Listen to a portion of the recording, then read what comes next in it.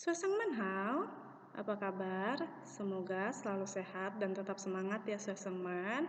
Oke, pada hari ini Kamis tanggal 28 Januari 2021, Lause akan mengirimkan video pembelajaran tema 7 Indahnya Keragaman di Negeriku, subtema 1 Keragaman suku bangsa dan agama di negeriku. Hari ini Lause akan membahas pembelajaran 1 dan 2. Oke.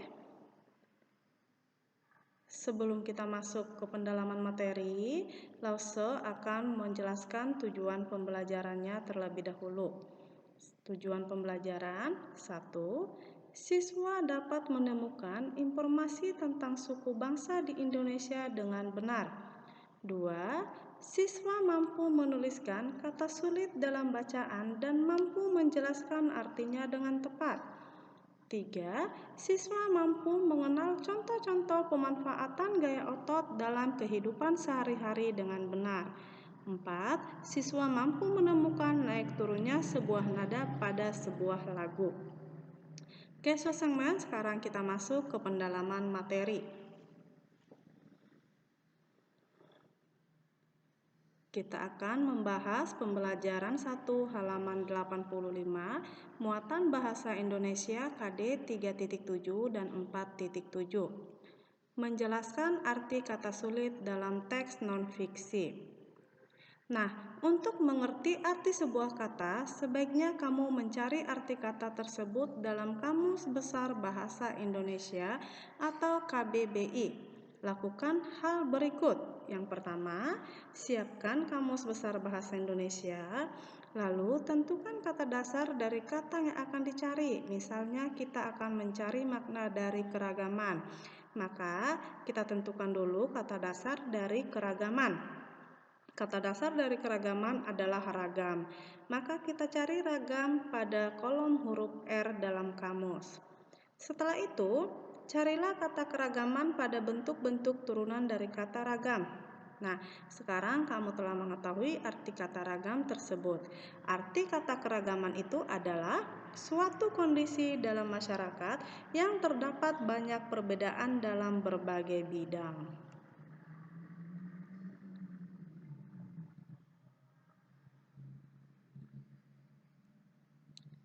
Oke, Suasengman, sekarang kita masuk ke Ayo Berlatih yang ada di halaman 86, muatan bahasa Indonesia KD 3.7 dan 4.7. Di sini ada teks. Dari teks nanti kita akan menjawab pertanyaan berdasarkan teks ya Suasengman. Oke, langsung baca dulu teksnya. Kalian dengarkan sambil memahami isi teks tersebut. Oke, Suasengman langsung mulai membaca teksnya ya. Keragaman bahasa di Indonesia terancam punah. Indonesia merupakan salah satu negara kepulauan terbesar di dunia. Sebagai negara yang besar, Indonesia memiliki kekayaan sumber daya yang berlimpah, baik sumber daya alam maupun sumber daya manusia. Hal itulah yang menyebabkan keragaman di Indonesia, mulai dari keragaman suku bangsa, budaya, hingga bahasa. Banyaknya suku bangsa di Indonesia turut berdampak pada jumlah bahasa yang digunakan di Indonesia. Pada tahun 2015 tercatat ada 707 bahasa yang digunakan oleh penduduk Indonesia. Jumlah tersebut membuat Indonesia menjadi salah satu negara dengan bahasa terbanyak di dunia. Sayangnya, keberadaan sebagian bahasa-bahasa di Indonesia tersebut terancam punah. Menurut seorang ahli bahasa bernama Mosley, di Indonesia terdapat 146 bahasa yang terancam punah dan 12 bahasa yang telah punah. Bahasa-bahasa yang terancam punah itu umumnya berada di bagian timur Indonesia. Bahasa-bahasa yang telah punah tersebut dapat dibuktikan tidak adanya penutur bahasa asli atau orang-orang yang menggunakan bahasa tersebut. Salah satu penyebab kepunahan bahasa Indonesia adalah pengaruh globalisasi. Masuknya pengaruh asing di Indonesia menyebabkan sebagian masyarakat mulai jarang menggunakan bahasa daerah asalnya. Masyarakat, khususnya generasi muda, cenderung menggunakan bahasa Indonesia ataupun bahasa Inggris dalam percakapan sehari-hari. Hal itulah yang menyebabkan beberapa bahasa daerah di Indonesia jarang digunakan sehingga terancam punah. Bahasa sering dianggap sebagai simbol identitas suku, bangsa, atau kebangsaan. Oleh karena itu, jika suatu bahasa mengalami kepunahan, salah satu kekayaan budaya Indonesia pun hilang. Seorang yang kehilangan bahasanya berarti ia juga telah kehilangan identitas suku bangsanya. Oke, mari kita jawab soalnya berdasarkan teks tersebut. Nah, soalnya adalah tuliskan kata-kata sulit yang terdapat dalam teks pada tabel berikut. Nah, di sini kita diminta untuk mencari kata-kata sulit dari teks yang sudah Lause bacakan tadi. Nah, di sini Lause ambil 5 contoh, Lause cari kata-kata sulit dan Lause cari artinya. Dan jika Susengmen mau menambahi, boleh ya. Kalian cari kata-kata sulit, lalu kalian cari artinya di kamus. Oke, di sini Lause menemukan kata sulitnya ada berlimpah, berdampak, globalisasi, identitas, dan suku. Nah, berlimpah artinya sangat banyak. Berdampak artinya mempunyai pengaruh kuat yang mendatangkan akibat. Globalisasi artinya tersebar luasnya pengaruh ilmu pengetahuan dan kebudayaan yang ada di setiap penjuru dunia. Identitas artinya memiliki tanda, ciri atau jati diri yang melekat pada suatu individu, kelompok, atau sesuatu yang membedakannya dengan yang lain. Suku artinya suatu golongan manusia yang anggota-anggotanya mengidentifikasikan dirinya dengan sesamanya, biasanya berdasarkan garis keturunan yang dianggap sama.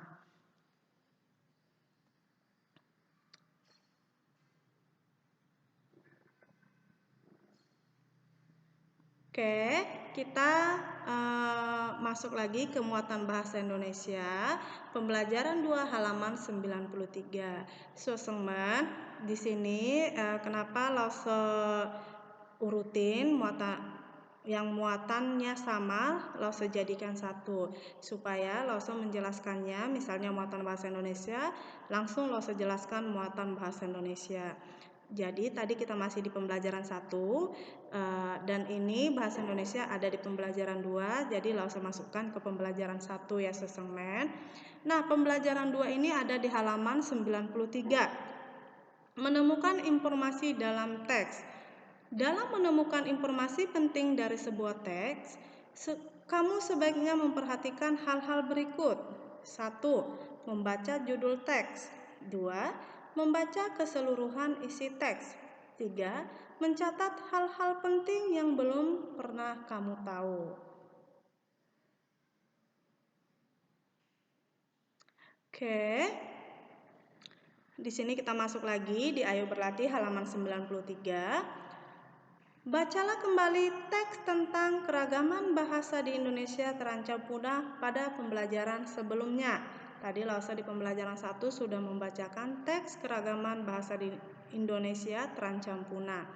Nah, dari sini kita diminta untuk apa yang sudah kamu ketahui tentang keragaman bahasa Indonesia sebelum membaca teks. Lalu apa yang sudah kamu ketahui tentang keragaman bahasa Indonesia setelah membaca teks. Nah, judulnya itu adalah keragaman bahasa Indonesia terancam punah. Apa yang sudah kamu ketahui tentang keragaman bahasa Indonesia sebelum membaca teks? Di sini Lause ambil contoh. Misalnya, keragaman bahasa Indonesia yang saya ketahui sebelum membaca teks adalah bahwa Indonesia memiliki beragam bahasa seperti bahasa Sunda, bahasa Jawa, dan bahasa Batak. Nah, setelah Lause membaca teks tadi, maka keragaman bahasa Indonesia yang saya ketahui setelah membaca teks adalah bahwa pada tahun 2015 tercatat ada 707 bahasa yang digunakan oleh penduduk Indonesia. Nah, Sosengmen, kira-kira seperti inilah cara menjawabnya. Nah, sebelum tadi Lause baca teks tersebut, Lause hanya taunya teks itu bahasa itu ada bahasa Sunda, bahasa Jawa, bahasa Batak. Lause tidak tahu bahwa terdapat banyak sekali bahasa di Indonesia ya. Oke. Nah, kita masuk lagi ke pembelajaran 1 halaman 87, muatan IPA KD 3.3 dan 4.3. Pengaruh gaya terhadap benda. Gaya adalah tarikan atau dorongan. Gaya dapat menyebabkan suatu benda bergerak dan kedudukannya berubah. Untuk melakukan gaya diperlukan tenaga. Keadaan suatu benda dapat berubah akibat pengaruh gaya. Jadi gaya itu adalah berupa tarikan atau dorongan.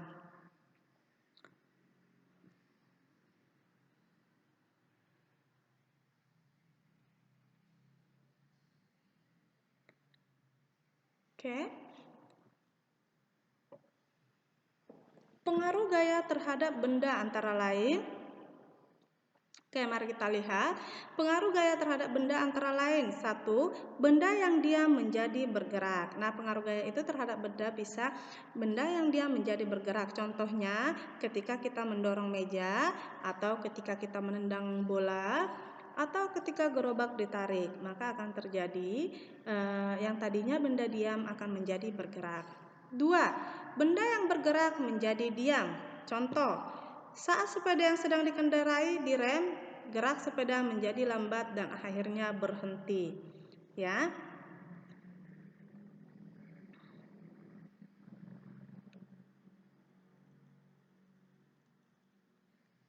Tiga, benda berubah bentuk. Contohnya, saat botol air mineral yang kosong diinjak, botol tersebut akan berubah bentuk. Contoh lainnya yaitu balon yang ditekan menjadi berbagai bentuk ya. Kalian mungkin pernah memainkan balon ya. Kalau kita tekan-tekan maka dia akan berubah berbagai bentuk. 4. Benda bergerak berubah arah. Contoh, saat bola yang menggelinding ditendang, bola berubah arah karena gaya yang diberikan. Jadi, ketika kita menendang bola, kita bisa merubah arah bola tersebut. Oke?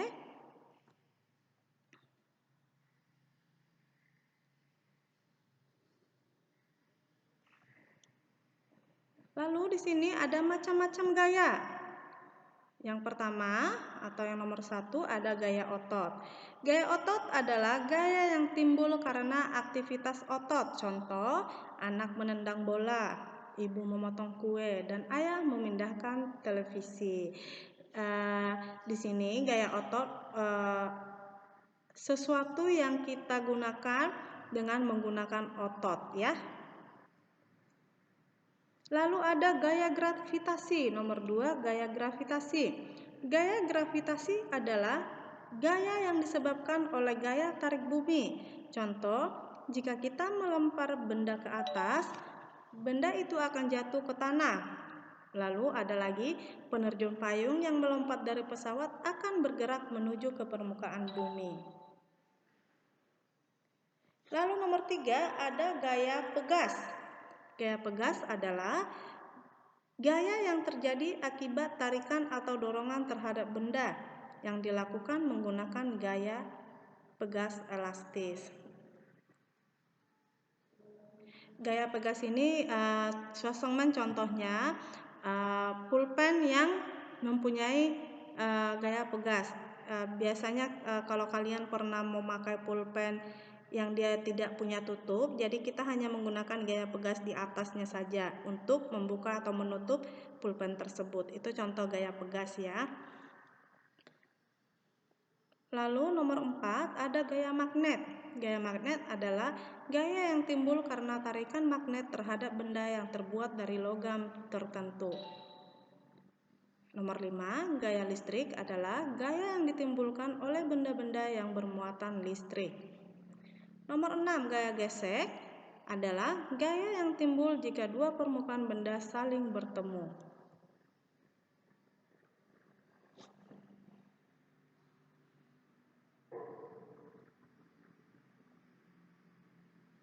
Oke, sekarang kita masuk ke Ayo Berlatih halaman 89, muatan IPA KD 3.3 dan 4.3.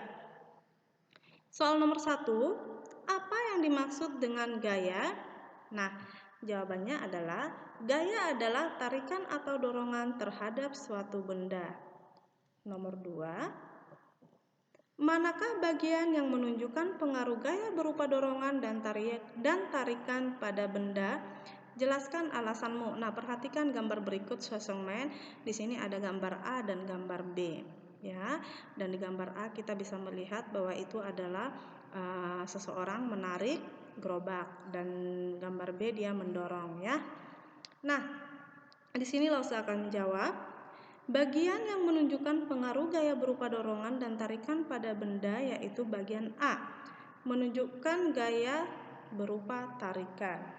Nah, pada bagian A menunjukkan gaya berupa tarikan. Alasannya, gaya yang bekerja pada gambar A mendekati tubuh pemberi gaya.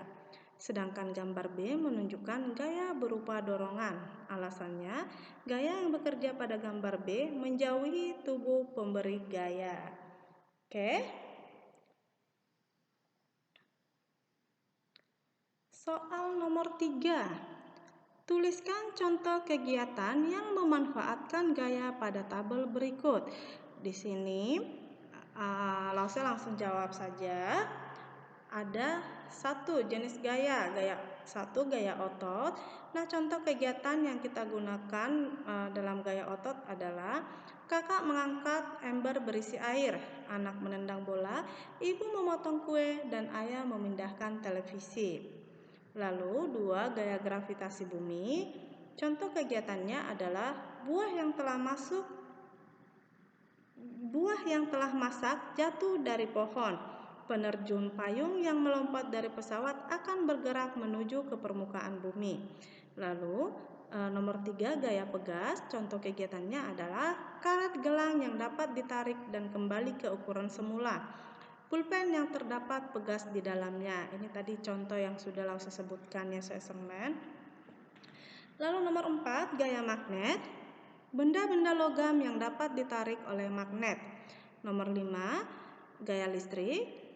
Contoh kegiatannya adalah peralatan listrik yang dapat menyala ketika diberikan energi listrik, atau potongan kertas yang menempel ke penggaris setelah digosokkan ke kain wol. Lalu yang terakhir, gaya gesek. Contoh kegiatannya adalah saat mengasah pisau menggunakan batu asahan, penghapus papan tulis, dan gesekan permukaan ban mobil dengan permukaan jalan.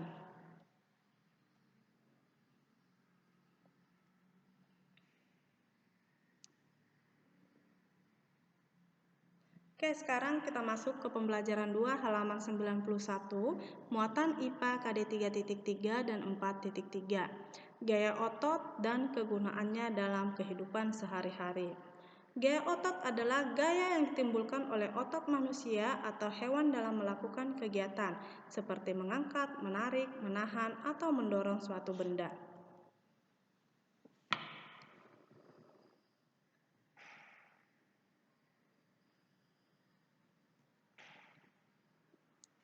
Nah, contoh penerapan gaya otot adalah ayah mendorong atau menarik meja, Made menendang bola ke arah gawang, sapi menarik gerobak, ibu membawa barang belanjaan.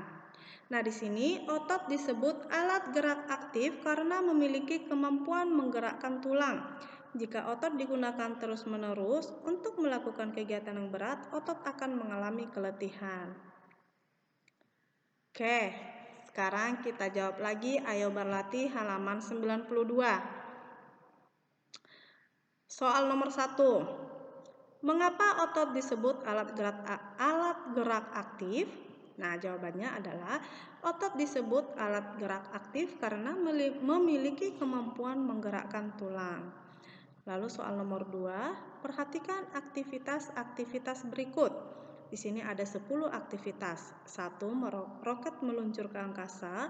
2. Busur terlontar menuju papan target. 3. Tanah liat dibentuk menjadi gerabah. 4. Buah kelapa masak yang jatuh dari pohon. 5. Ban sepeda yang melaju di atas jalan raya. 6. Membuat mobil-mobilan dari plastisin. 7. Bola basket yang memantul pada permukaan tanah. 8. Kedua telapak tangan yang saling bergesekan. 9. Goresan mata pena pada permukaan kertas. 10. Memindahkan buku-buku ke rak buku dengan kedua tangan. Nah, di sini ada 10 aktivitas. Nah, yang menjadi pertanyaannya adalah, menurutmu, manakah aktivitas yang menggunakan gaya otot? Jelaskan. Nah, dari ke-10 aktivitas ini, kita akan menentukan yang mana yang menggunakan gaya otot. Nah, di sini Lause sudah menemukan jawabannya. Yang pertama kita temukan di nomor 3. Tanah liat dibentuk menjadi gerabah. Alasannya, pembuatan gerabah dibuat dengan cara menekan dan membentuknya menjadi gerabah. Gaya ini mengubah bentuk benda. Lalu kita temukan lagi di nomor 6, membuat mobil-mobilan dari plastisin. Alasannya, pembuatan mobil-mobilan dibuat dengan cara menekan plastisin dan membentuknya menjadi gerabah. Gaya ini mengubah bentuk benda. Lalu nomor 10, kita menemukannya di nomor 10. Memindahkan buku-buku ke rak buku dengan kedua tangan. Alasannya, memindahkan buku menggunakan otot tangan. Gaya ini membuat benda menjadi bergerak atau berpindah posisi.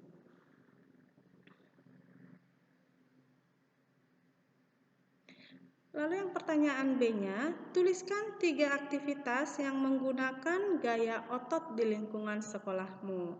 Nah, di sini Lause sudah menjawab juga. Contoh aktivitas yang menggunakan gaya otot di lingkungan sekolah yaitu memindahkan meja dengan kedua tangan, berlari mengejar bola sepak, dan melempar bola basket ke keranjang. Oke, sekarang soal yang terakhir, nomor 3. Manakah yang terasa lebih ringan jika kamu memindahkan meja seorang diri dibandingkan memindahkan meja bersama temanmu? Jelaskan. Tentu saja akan merasa lebih ringan jika memindahkan meja bersama teman, ya kan?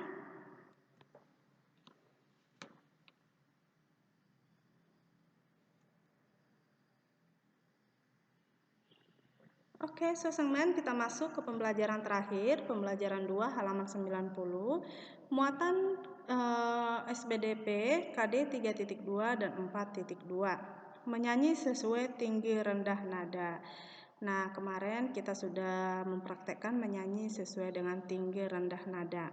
Dan Lause yakin kalian Sosengmen kalian sudah paham tentang tinggi rendah nada ya.